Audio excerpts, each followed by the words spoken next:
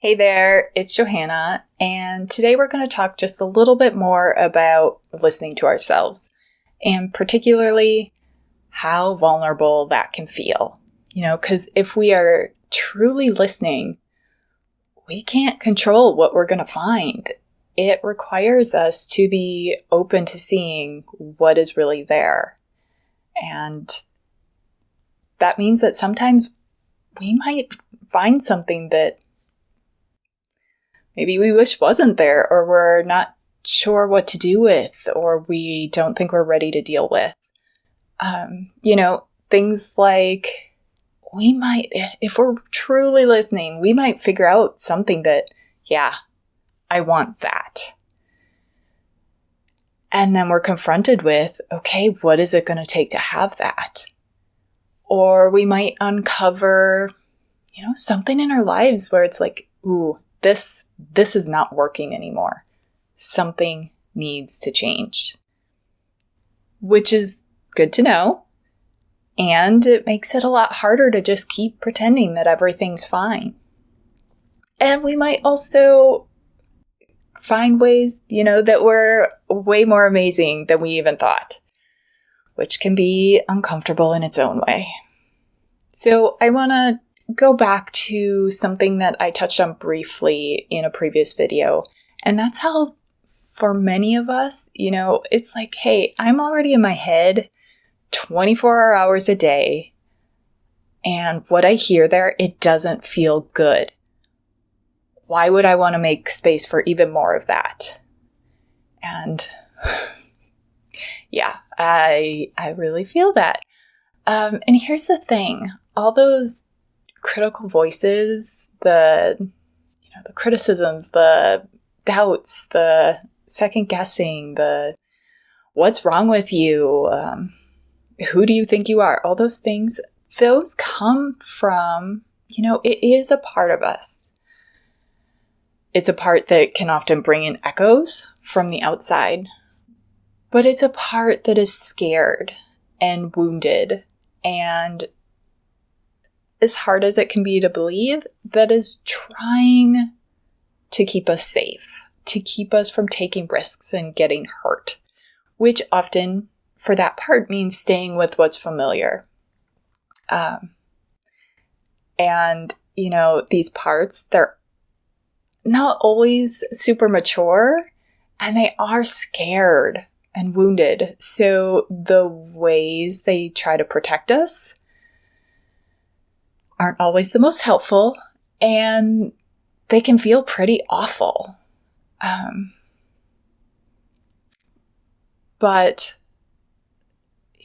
they're there and they're doing the best they can. And also, it's important to remember, even though they might be the loudest, those parts aren't all of us. There are also parts of you that are so wise and loving and strong and capable and courageous and just amazing. So then it can seem like, okay, well, how do we just shut up the mean parts and just make more space for the parts that feel better? Unfortunately, that's not quite how it works.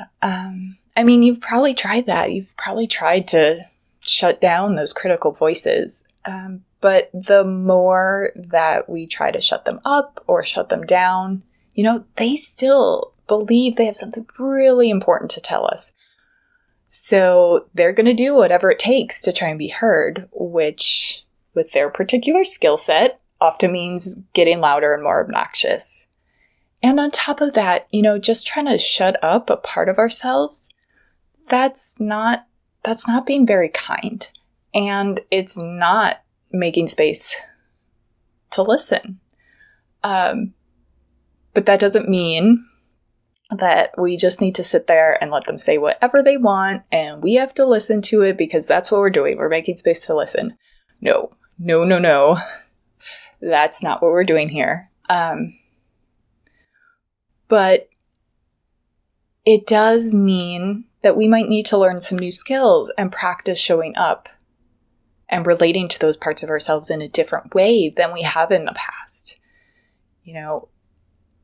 How can you practice showing up as the kind, compassionate, extremely capable, grown-up person that you are, and see those scared, wounded parts and care about them and want to help them and reassure them and be willing to listen, but with some boundaries.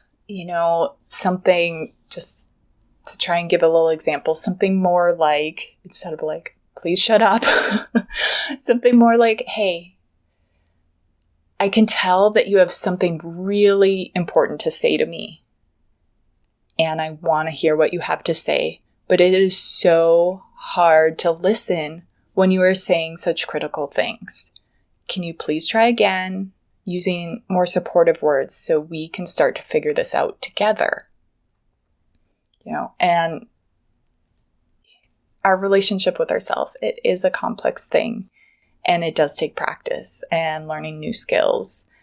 And there's more to this than we can really get into in a short video. I do also want to remind you too that, it's not just about listening to those parts of ourselves, those scared parts, and it's not just about listening to them differently.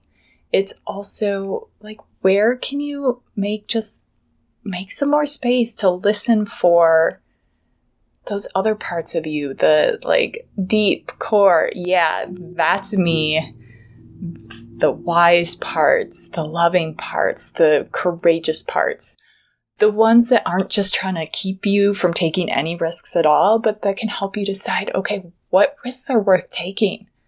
And what do I have to do? How do I get there? And that can help, aren't just trying to keep anything from happening, but can help you figure it out as it comes.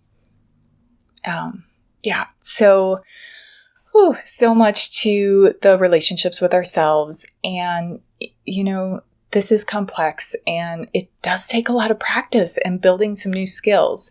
And sometimes it can be really helpful to have someone else walk through that with us. So it's not just we don't have to be all on our own figuring it out. So if that feels like it would be helpful to you, send me a message, send me an email, and we could talk about what that would look like. But I will also put some more resources in the video description below, so you can check those out. And of course, I will keep coming back with more. And in the meantime, remember, you can trust yourself.